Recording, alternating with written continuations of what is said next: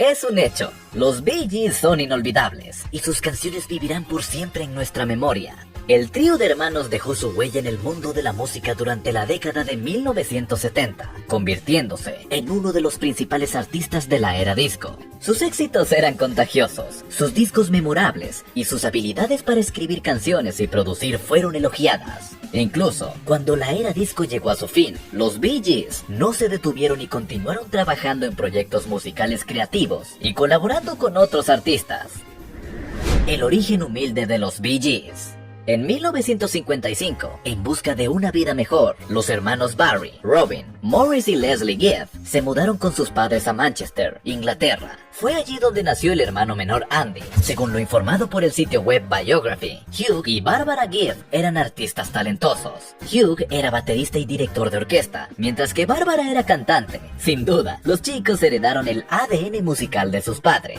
Los Gibb esperaban encontrar una mejor vida en Manchester, pero el lugar aún estaba en reconstrucción después de la Segunda Guerra Mundial, y la familia tenía problemas para llegar a fin de mes. Además del hecho de que su hijo, Robin Gibb, se estaba convirtiendo en un delincuente juvenil. Tenía fama de pirómano, conocido por jugar con fósforos y prender fuego en sitios al aire libre. Aparentemente la policía local de Manchester se dio cuenta de las actitudes de Robin y sugirió que la familia considerara emigrar a Australia, algo que los padres terminaron haciendo por la difícil situación económica de la familia y en un intento de sacar a sus hijos de problemas. Los Bee Gees son una de las bandas más importantes que jamás haya surgido en Australia. Inmensamente popular en todo el mundo a mediados del siglo XX, el trío obtuvo 9 éxitos número 1 en los Estados Unidos y otros 5 encabezaron las listas en el Reino Unido, no lejos de su ciudad natal.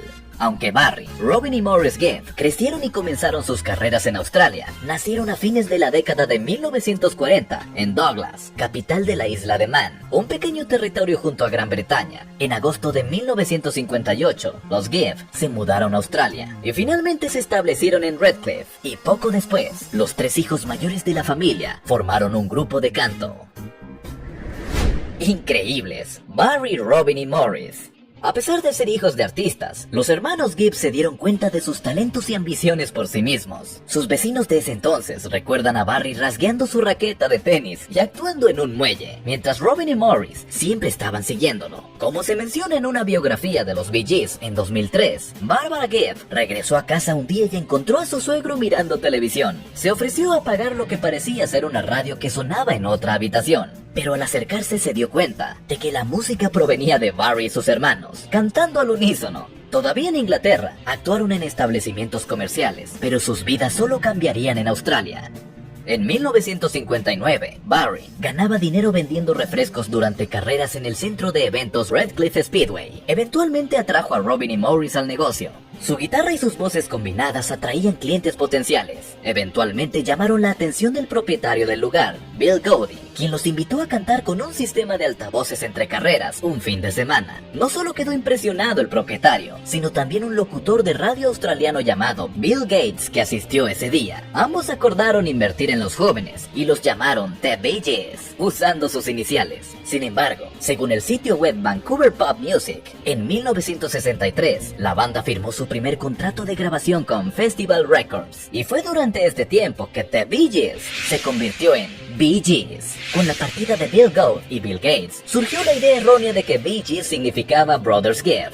El trío de hermanos comenzó a presentarse en escenarios al aire libre y finalmente fueron más allá, apareciendo en programas de televisión australianos y participando en concursos de talentos. También tocaron en teatros, discotecas y bares. Aunque apenas eran unos niños, con su carrera claramente en ascenso, Hugh Gibb finalmente se dedicó a administrar las carreras de sus hijos a tiempo completo, además de atender sus apariciones en el escenario y apariencia. A menudo proporcionaba un elemento profesional al unirse a los chicos en el escenario para tocar la batería. Con la esperanza de encontrar más trabajo y oportunidades de grabación, Hugh terminó mudando a la familia a Sydney. Entre 1963 y 1966, el grupo lanzó 11 sencillos en Australia, ninguno de los cuales se convirtió en éxito. Frustrados por el fracaso de las canciones, la familia Gibb regresó a Inglaterra a principios de 1967. Mientras viajaban a casa, recibieron la noticia de que su último sencillo, Spicks and Specks, había entrado en el top 10 de las listas australianas. Apenas unas semanas antes de llegar a Inglaterra, la familia recibió una llamada telefónica de Robert Stigwood, uno de los socios del famoso manager de los Beatles, Brian Epstein. Cuando se encontraban en Australia, los hermanos enviaron un lote de grabaciones a la oficina que atendía a los Beatles, a la espera de un posible contrato. Robert había escuchado las cintas que le enviaron y quedó impresionado con su forma de escribir y cantar. El gerente hizo arreglos para que los Bee Gees hicieran una audición en el Teatro Saville, un lugar que Brian Epstein había alquilado para realizar obras de teatro y conciertos. El 24 de febrero de 1967, después de un solo show, le ofreció a la banda un contrato de 5 años. Junto con el baterista Colin Peterson y el guitarrista Vince Melouney, los hermanos grabaron sus demos en Polydor Records y los cortes finales en los famosos IBC Studios de Londres. A ellos se unieron Ozzy Byrne y el director Bill Shepard, quien continuaría colaborando con el grupo durante años. El resultado final fue el álbum Bee Gees First, que contenía su primer éxito internacional, la balada New York Mining Disaster, 1941. A partir de entonces, el destino de los Bee Gees como leyendas de la música fue inevitable, así como el fortalecimiento de la relación entre los hermanos. La banda grabó muchas canciones en 1967 y 1968, abriendo la posibilidad de un álbum doble. Por razones comerciales decidieron lanzar un álbum sencillo, pero fue el primero que popularizó la carrera de los Gibbs. Luego, nacieron los discos Horizontal y Idea de 1968 y Odessa de 1969, contando este último disco con la presencia de Robin antes de una breve separación.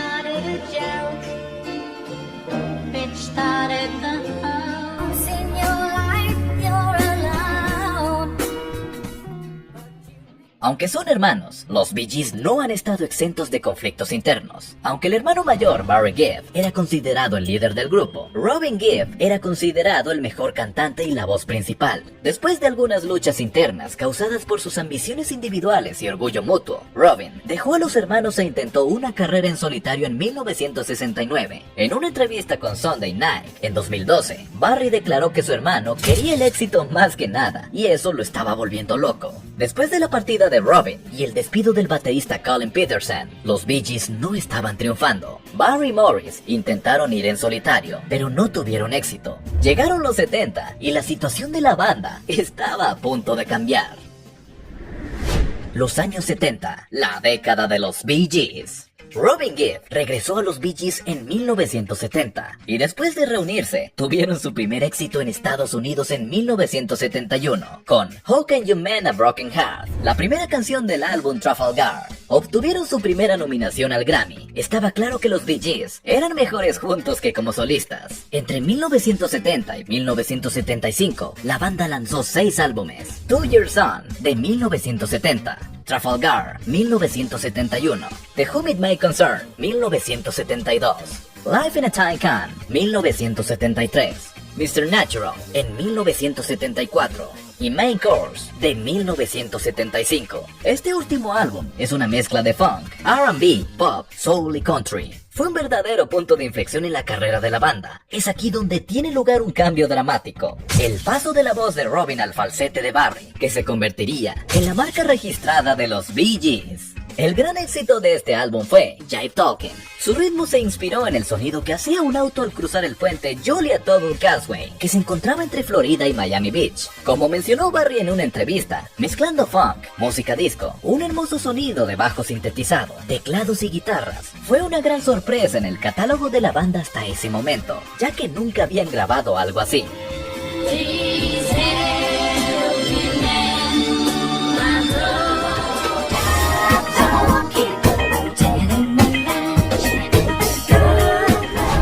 Bee Gees y Saturday Night Fever. Los Bee Gees disfrutaron de un éxito mundial durante la segunda mitad de la década de 1970, fuertemente asociados con los sonidos, la apariencia y la sensibilidad del fenómeno de la música dance que cautivó al mundo durante casi 5 años. El género inspiró el álbum de 1976, Children of the World, que incluía las pistas You Should Be Dancing y Love So Right, Finalmente, los hermanos Gibb alcanzaron el estatus de estrellas pop, pero lo que vino después fue mucho más grandioso. En 1977, los Bee Gees comenzaron la producción de varias canciones que resultaron en un álbum de la banda sonora de la película Saturday Night Fever. Esto se debió a que el manager de la banda, Robert Stigwood, se estaba metiendo en el negocio de la industria cinematográfica y accedió a financiar y producir la película. La banda acordó hacer una serie de canciones para esta producción. El éxito fue enorme y durante algunos años fue el álbum de banda sonora más vendido de todos los tiempos. Ahora, los Bee Gees, en lugar de ser sombras del éxito británico generado por los Beatles y los Rolling Stones, crearon su propia cultura musical, influenciando incluso a otros artistas. Staying Alive, How Deep Is Your Love, Night Fever, More Than a Woman y If I Can Have You fueron grandes éxitos de la música disco, y junto a las canciones del hermano más joven, Andy Gibb, los Bee Gees entraron en los libros de récords como los compositores con más éxitos al mismo tiempo en las listas americanas. Habían llegado a la cima y no querían irse tan pronto.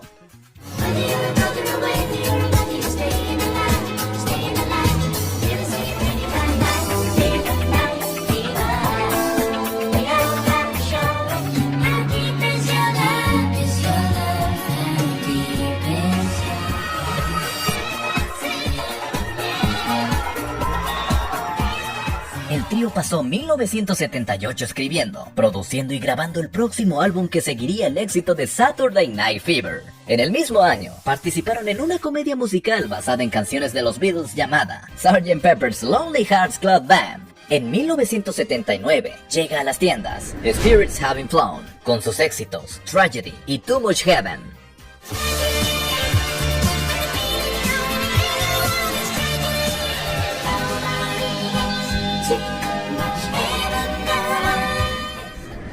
Años 80, una nueva fase. El final de la era disco y el surgimiento de otros géneros como el hard rock a principios de la década de 1980 afectaron profundamente la fama de los Bee Gees. Nada volvería a ser igual, pero habían dejado su huella en el mundo de la música para siempre. Y ciertamente, tenían mucho que mostrar al público y demostrar que seguían siendo relevantes. Eran músicos ricos y famosos mucho antes del surgimiento de la música disco, y el grupo siguió siendo un titán de la industria del entretenimiento mucho después de la desaparición del género. Incluso, cuando ya no estaban tocando o escribiendo canciones para ellos mismos, estaban escribiendo para otros artistas. Los Bee Gees escribieron varias canciones populares y conocidas que fueron éxitos en las voces de otros artistas. Según el sitio web oficial de los Grammy, estas canciones incluyen Heartbreaker, de Dionne Warwick, Island in the Stream, de Kenny Rogers y Dolly Parton, Immortality, de Celine Dion, Chain Reaction, de Diana Ross, y Grease, de Frankie Valli. Barry Gibb incluso escribió una de las famosas canciones de Barbra Streisand, Woman in Love. Los Bee Gees grabaron a lo largo de los 80, 90 y 2000. Claro, sin el éxito de antes, pero seguían activos. Entre 1981 y 2001 lanzaron 7 álbumes. Living Eyes, de 1981, ASP, de 1987, One, de 1989, High Civilization, de 1991, Size is in Everything, de 1993, Still Waters, de 1997, y This Is Where I Came In, de 2001, responsable de cerrar la carrera de los Bee Gees con broche de oro. Vale la pena mencionar que se embarcaron en una gira mundial que comenzó en el MGM Grand de Las Vegas, el 14 de noviembre de 1997, con opiniones positivas de los críticos y espectáculos con entradas agotadas. La gira resultó en uno de los DVDs más vendidos en la historia de la música, así como el CD en vivo. Fue un espectáculo único, que en su momento sería una despedida en vivo de los Bee Gees. Presentó éxitos de lo que ya eran 4 décadas increíbles de canciones clásicas, además de una aparición especial de Celine Dion y un homenaje a su difunto hermano Andy.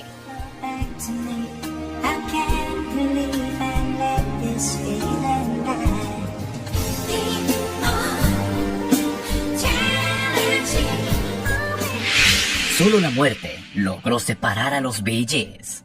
Tras el final de la promoción del último disco, los Bee Gees se dieron un respiro en su carrera para buscar nuevos aires, de forma individual. La ruptura de una banda nunca es fácil, y se vuelve más difícil cuando los miembros son de la misma familia. El caso es que la relación entre los hermanos no era tan buena, de hecho, nunca lo fue. No es una novedad para nadie que Barry y Robin Gibb nunca se llevaron bien. Y esto solo empeoró con la muerte de Morris, quien era considerado un intermediario entre los dos. A pesar de sus desacuerdos, los lazos familiares de los hermanos eran fuertes, y solo la muerte podía detener a los Bee Gees. Morris tenía una larga historia de alcoholismo, lo que dañó gravemente su salud a largo plazo. Según el informe de los forenses, tenía una torsión en el intestino similar a un nudo. El 8 de enero de 2003, el músico fue llevado al hospital quejándose de fuertes dolores de estómago. Al día siguiente sufrió un infarto y fue operado de urgencia del abdomen, pero terminó muriendo 3 días después a la edad de 53 años.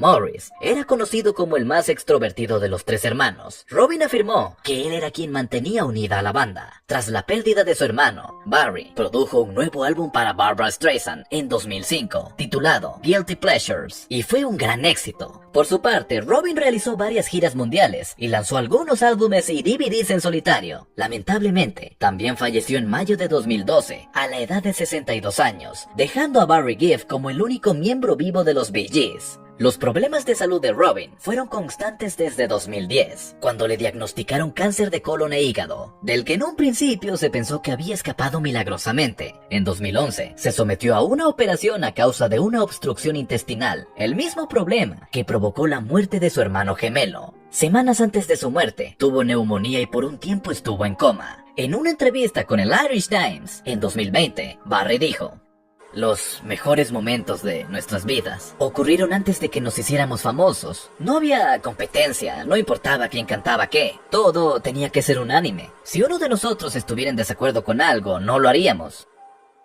Obviamente los hermanos funcionaban musicalmente, pero las relaciones personales entre ellos eran difíciles. Barry habló sobre esto en el sitio web Stuff de Nueva Zelanda en 2017. "Recuerdo muchas discusiones intensas, sin hablarnos durante semanas y luego volver a estar juntos. Nos separamos en 1969 y sin embargo mis hermanos vinieron a mi boda en 1970. Empezamos a hablar de nuevo y de repente estábamos de vuelta en el estudio".